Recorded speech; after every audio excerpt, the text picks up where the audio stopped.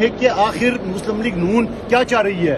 ہم اتحادی ضرور ہے مگر ہم ان کے غلام نہیں ہے نہ ان کے ساتھ. آپ اپنی منسٹروں کو آپ اپنے سیکٹریوں کو منع کریں کہ کمیٹی میں یہ کمیٹی میرے والد صاحب کی نہیں ہے, یہ اسمبلی کی کمیٹی ہے. اس میں مسلم لیگ نون کی بھی, جمعیت کی بھی اور پی ٹی آئی کی بھی ہے اور ایم کیو ایم کی بھی ہمارے ساتھ ممبران موجود ہے. سب کی یہ خواہش ہے اور میں یہ کہنا چاہ رہا ہوں مسلم لیگ نون کے بہت سارے ایم این اے میرے ساتھ رابطے میں وہ کہہ رہے یہ چند وزیر ہے جو بغیر میرٹ کے وزیر بنے ہوئے یہ کر رہے سارا کام.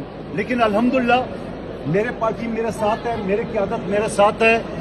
ملازمین کے حقوق کے لیے آپ میرے خلاف پروپیگنڈا کرے ہو کہ بیوروکریسی کو گالی والی نہیں دیتا میں, مگر کام کرنا پڑے گا. کان کھول کے سن لو, بیوروکریسی کام تم لوگوں کو کرنا پڑے گا.